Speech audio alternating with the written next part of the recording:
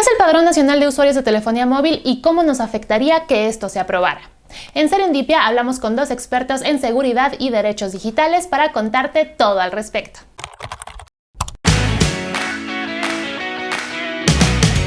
Imagina que por comprar un celular, el iris de tu ojo, tus huellas digitales y tu rostro estén en una base de datos del gobierno. Esto, claro, además de tu nombre completo, tu domicilio y tu CURP. El próximo martes, el Senado de la República votará algunas modificaciones a la Ley Federal de Telecomunicaciones y Radiodifusión que podrían resultar en la creación del Padrón Nacional de Usuarios de Telefonía Móvil, también conocido como PUTUM.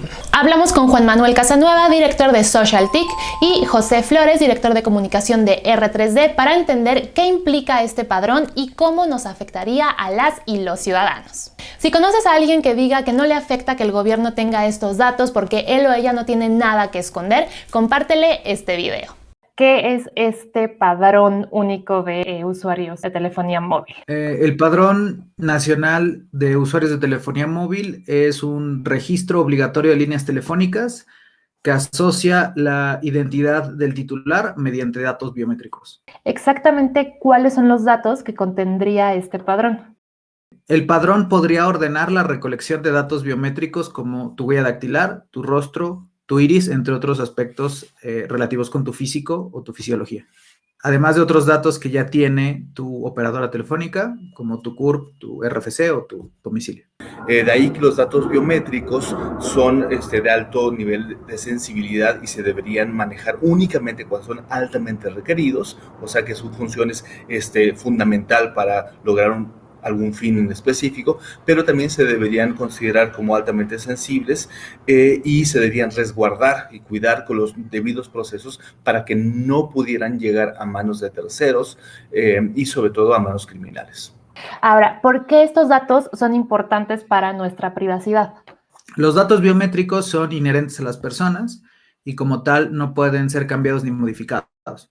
Esto representa un peligro en caso de que sean robados o sustraídos, ya que las consecuencias de una suplantación de identidad con datos biométricos puede ser catastrófica. Supongamos que una persona suplanta tu identidad utilizando una identificación como un pasaporte o un INE. Si esa persona comete un delito con esos documentos, a lo mejor tú podrías de alguna forma argumentar que no fuiste tú. Pero si comete un ilícito utilizando tus datos biométricos, se vuelve mucho más difícil probar que tú eres una persona inocente.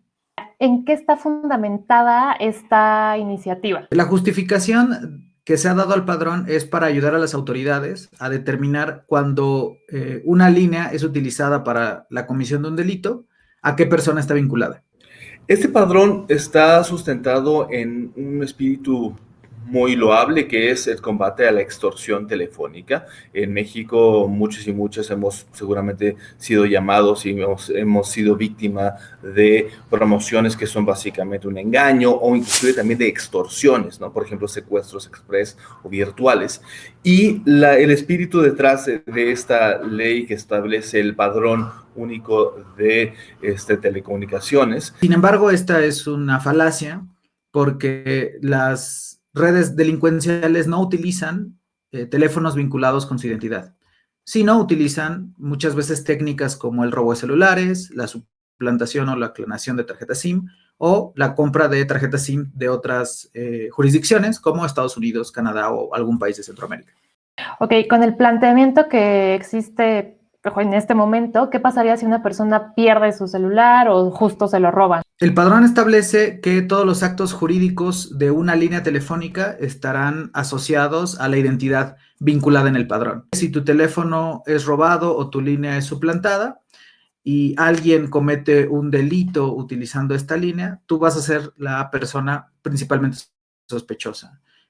Esto no solo implica un atentado contra tu presunción de inocencia o que seas considerado un potencial delincuente, también implica un desperdicio de recursos, ya que las autoridades van a tratar de agotar esa línea de investigación en lugar de en verdad estar investigando a la persona que cometió ese crimen. Recaería en ti la responsabilidad de probar que tú no cometiste el delito con esa línea, sino que tu teléfono fue robado o tu línea fue suplantada. Y eso también aplica para la clonación de SIMs, es decir, cuando muchas veces generan un una nueva tarjeta SIM asociada a un número telefónico, y eso sabemos que se da en México y no hay un contrapeso o una salvaguarda que uno como dueño de un número telefónico pueda combatir justamente ese delito o ese riesgo. En caso de que este padrón se filtre, ¿cuáles serían los riesgos para las personas que ya están registradas? Sí, es una posibilidad muy real que este tipo de padrones sean filtrados o robados. Ya ha habido antecedentes en donde dependencias o bien empresas e instituciones, debido a problemas de seguridad, terminan siendo afectadas por robos o vulnerabilidades de datos. Las bases de datos masivas y centralizadas son objetivos muy tentadores para los atacantes informáticos. Cada vez son más las dependencias y las instancias que buscan recabar datos biométricos. Esto en realidad lo que genera son más puntos de vulnerabilidad, ¿no? Entre más bases de datos o más susceptibles son de ser vulneradas. Una de las afectaciones más importantes cuando existe una filtración de datos, en primer lugar, es la suplantación y el robo de identidad. Esta suplantación de identidad puede servir para que una persona se haga pasar por ti en diferentes trámites, sea para sacar, por ejemplo, un crédito que tú no pediste, para contratar un servicio o incluso para hacerse pasar por ti en la comisión de un delito. El problema con las filtraciones de datos es que uno como usuario no se da cuenta, no tiene control sobre ellas. Entonces, uno puede ser víctima, por ejemplo, de extorsión o de secuestro o de otro crimen como la suplantación de identidad, y nunca supo de dónde se filtró esa información.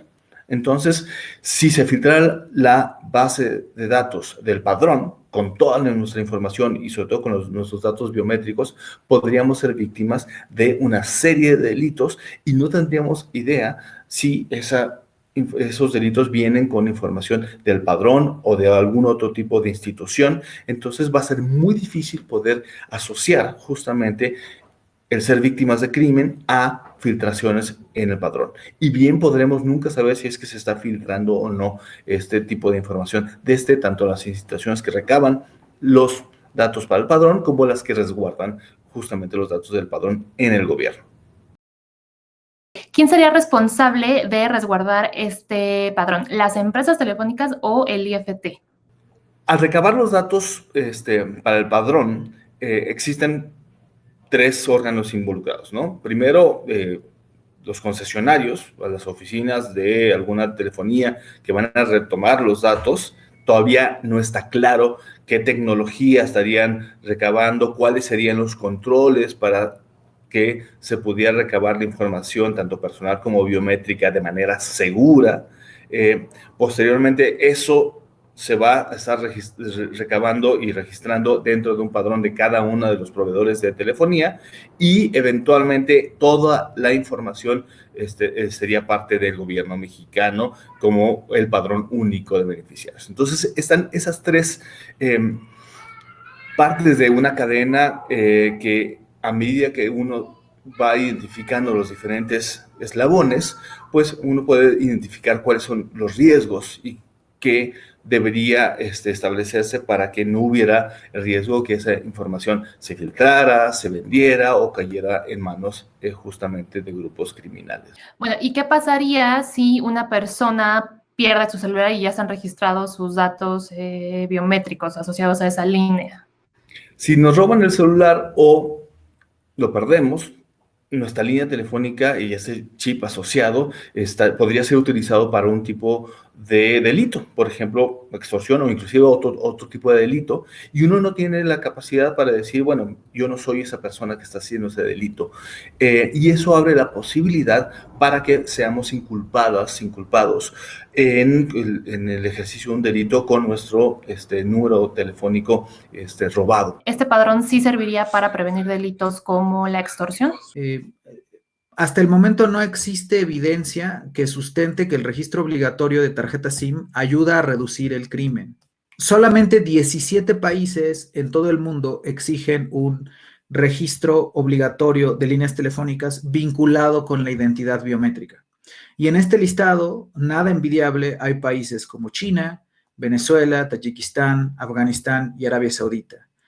Ningún país que tenga una democracia plena exige vincular identificaciones biométricas con la compra de un chip para tu teléfono. Otra de las cosas que ha criticado la industria es que, lejos de reducir los crímenes, en realidad parece que los va a incentivar. Delitos como el robo de celulares o la suplantación de tarjeta SIM. De hecho, lo que ha propuesto la industria y todas estas empresas de telefonía es que mejor fortalezcamos el 089, que es un mecanismo de denuncia mucho menos invasivo que tener un padrón con un montón de datos biométricos. Además, el padrón le daría la responsabilidad a los operadores de telefonía para recabar estos datos biométricos. Eso implica tener más personas que manejan tus datos de una manera menos controlada y muchos más puntos de susceptibilidad ante una vulnerabilidad. Y hay como evidencia, bueno, pues que supongo que no, pero que en esos países pues haya reducido la cifra de delitos. Una de las cosas que sí se han encontrado con el registro obligatorio de líneas telefónicas y asociarlo a la identidad biométrica es que existe mayor persecución para personas activistas, para personas disidentes políticas. De hecho, la propia Relatoría de Libertad de Expresión de la ONU ha mencionado que este tipo de registros atentan contra el derecho que tienen las personas a comunicarse libremente. Como ciudadanas, podemos estar seguras de que nuestros datos van a estar protegidos por el gobierno.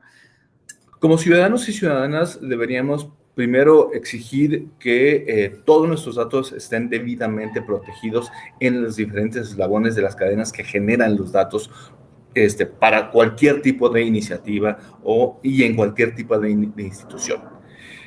Si bien las instituciones que recaban y almacenan datos, están obligados a cuidar esos datos de manera correcta, sabemos, y por la práctica, que los diferentes criterios para resguardar los datos, pues son de manera distinta, ¿no? Entonces, no están exentos de vulnerabilidades y no tenemos total certeza de que los vayan a resguardar con el mismo nivel de calidad.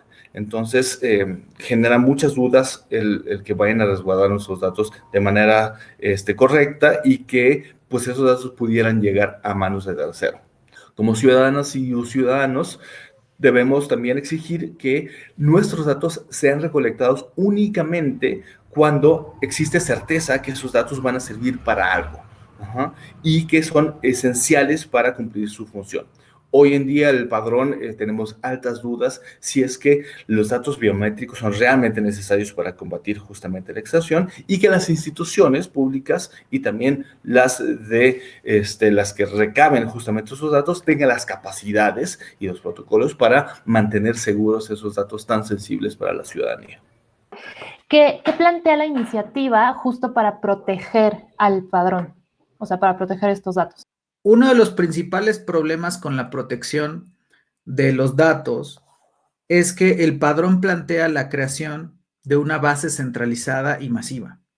Las bases centralizadas, al concentrar mucha información, se convierten en puntos únicos que son muy tentadores para ser susceptibles de ataques informáticos. Históricamente, las autoridades han demostrado ser incapaces y carecer de la infraestructura necesaria y los protocolos necesarios para proteger nuestra información. Por ejemplo, se han encontrado en el mercado negro bases de datos recientemente, como por ejemplo el Instituto Mexicano de Seguridad Social o bases de datos de personas becarias de la Secretaría del Bienestar. El padrón es una medida que ya probó ser ineficaz. En el año 2008, durante el sexenio de Felipe Calderón, se creó un registro llamado el Registro Nacional de Usuarios de Telefonía, o RENAUT. Ese registro tuvo que ser eliminado en el año 2011 porque su base de datos fue vulnerada y terminó siendo filtrada en el mercado negro y vendida a $50 de esa época, es decir, a 500 pesos. ¿Qué pasa con todas las personas que no tengan los documentos necesarios, ¿no? Como para... o sea, la brecha. El padrón también representa un reto muy grande en términos de brecha de acceso a telecomunicaciones. Actualmente México cuenta con más de 125 millones de personas. Y el padrón propone que en 2 años, esos 125 millones de usuarios, más los nuevos que ingresen, tengan sus datos, lo cual implicaría un esfuerzo logístico gigantesco y además plantearía un montón de escenarios que no están siendo discutidos.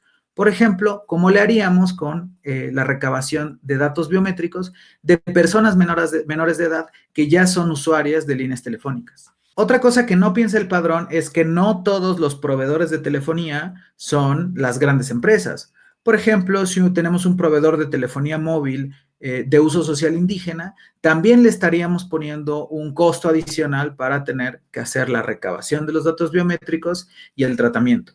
Y eso es todo por este video. Espero que les haya servido y sobre todo que les haya ayudado a entender qué es este Padrón Nacional de Usuarios de Telefonía Móvil y cómo nos podría afectar. Les recuerdo que la iniciativa fue aprobada en la Cámara de Diputados en diciembre pasado y será votada en el Senado de la República el próximo martes 13 de abril. En Serenive.digital les informaremos sobre el resultado de esa votación. Muchísimas gracias por ver este video y nos vemos la próxima semana con un video nuevo.